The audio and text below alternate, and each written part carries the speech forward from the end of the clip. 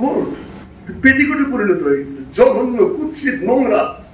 Hasina coat গুলোকে একেবারে Mujib coat আর petticoat এই দুটো বানাইছিল।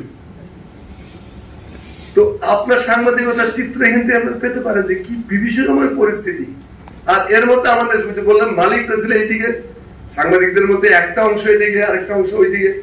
এই কারণে সংবাদপত্রের চরিত্র সম্পর্কে সহজে বলা যায় দূষিত, সিঙ্গেল ওয়ার্ড, দূষিত, প্রশ্নবিদ্ধ, অত্যন্ত প্রশ্নবিদ্ধ। এমনকি এই যে দেখেন আজকে এতদিন হয়ে গেছে, আজকে ধরো প্রায় 3 মাস হয়ে গেল, তো 3 মাস হয়ে গেছে, 3 মাসই তো, আজকে 3 মাস, 3 মাসে একদিন, 3 মাস হয়ে গেছে। এই 3 মাসেও আমাদের মিডিয়াগুলোতে কি আমরা কোনো চেঞ্জ আনতে পারছি? আসলে একটাও না।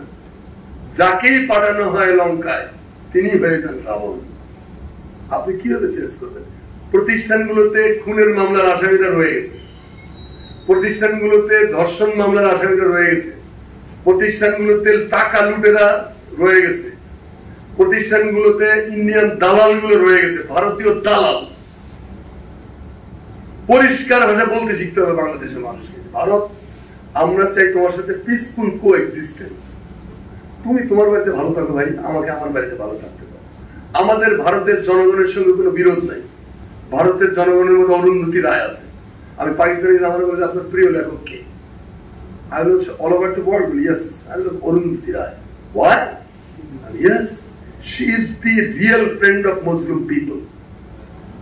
সে হলো সত্যিকারের মেহনতি মানুষের সত্যিকারের বন্ধু। আমি কেন তার পায়ে হাতে সালাম করবো না? 100 বার করবো। এতে আমার কে কি বললো আমার থোড়াই কি আর? আমি মমতা বন্দ্যোপাধ্যায়কে 100টা সেলুট করবো যে পশ্চিমবাংলায় তিনি সাম্প্রদায়িক দাঙ্গার মধ্যে চাইতে যান নাই। আমি অরবিন্দ কেজরিওয়ালকে সম্মান জানাবো। আমি স্টালিন, তামিলনাড়ুর স্টালিনকে সেলুট জানাতে যাবো যদি আমার ভিসা দেন। খালি সালাম জানানো, এরাই ভারতটাকে রক্ষা করেছে। ভারত বিরোধিতার নামে আমরা যখন ভারতের কথা বলি, আমাদের মাথায় রয়েছে ভারতের জনগণের বিরোধিতা করছি কিনা আমরা। না রে ভাই, ভারতের কৃষক, দরিদ্র কৃষকের যে ব্যথা, হিন্দু কৃষকটার যে ব্যথা, সেই একই ব্যথা আপনার দেশের গরিব মুসলিম কৃষকের। ওই গরিব মুসিরা যে সাফারটা করে কলকাতার রাস্তায়, দিল্লির রাস্তায়, ওই সাফার কি আমাদের মুসিগুলো রাস্তায় করে না? ওর দুঃখ কি সেম না?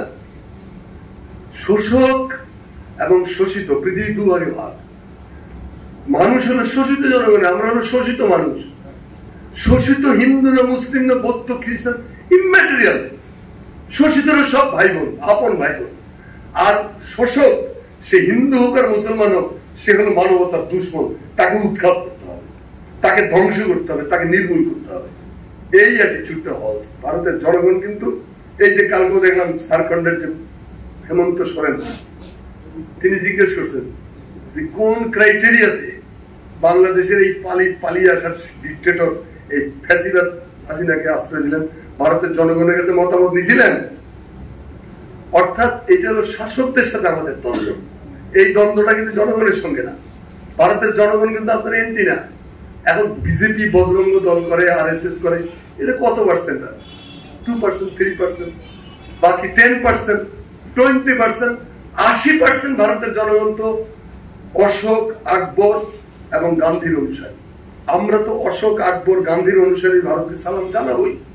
কারণ ওইটা তো সম্প্রীতিময়, প্রীতিময়, অহিংসা, মানবতা, স্নিগ্ধতা, কোমলতা, সৌন্দর্য এবং আত্মার আকার এবং পরিবেশকে সম্প্রসারিত করা, সেগুলোই তো আমরা করবো।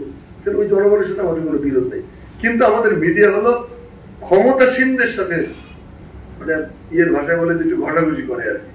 ক্ষমতাসীনদের যে পাচারে, ওখানে ওরা বলে ওদের দেশের মিডিয়াও একই অবস্থা।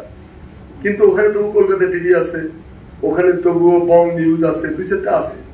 কিন্তু আমাদের এখানে বাইরে যারা আছে সেটা ঠিক আছে, কিন্তু বেশিরভাগটা হলো ওই যে দাদার হাতে কলম দেখলে আমার মনটা কেমন করে, মন কেমন করে ওঠে, দাদার পা দেখলে মনে হচ্ছে মুখাই।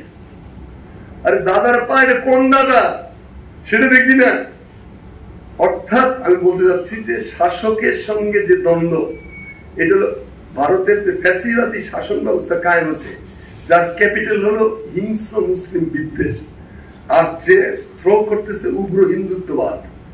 এই উগ্র হিন্দুত্ববাদী শাসক গোষ্ঠী, ফ্যাসিবাদী হাসিনার একজন আশ্রয়দাতা, প্রশ্রয়দাতা, তাদের সাহায্যের শক্তি নিয়ে বাংলাদেশে 15 বছর টিকে ছিল সে। তাহলে এখন দেখেন হাসিনা যখন পালিয়ে গেল, পৃথিবীর কেউ আশ্রয় দিতে রাজি নেই। কোথায় আশ্রয় দিছে? ওই দেশটাতে। কে আশ্রয় দিছে? নরেন্দ্র মোদী। নরেন্দ্র মোদীকে গুজরাটের কসাই, নরেন্দ্র মোদীকে মানবতার দুশ্মন, নরেন্দ্র মোদীকে মানুষের দুশ্মন, একটা ঘৃণ্য ঘাতক, একটা নরপিশাচ। এই নরপিশাচকে আপনি আরেকটা নরপিশাচে নিজে আশ্রয় নিয়েছেন, এটা সাথে ভারতের জনগণের কাছে তো সে জিজ্ঞাসা করবে। এইগুলো আমাদের মাথায় রাখতে হবে। মিডিয়াতে সেই জায়গাটা আছে। এখন কথাটা হলে শেষ করতেছি আমি ভাই, এখন কথাটা হলো যে তাহলে আমাদের মিডিয়ার কাছে আমাদের প্রত্যাশা কি? আমাদের মিডিয়ার কাছে ঘোড়ার আন্ডা প্রত্যাশা করি আমরা।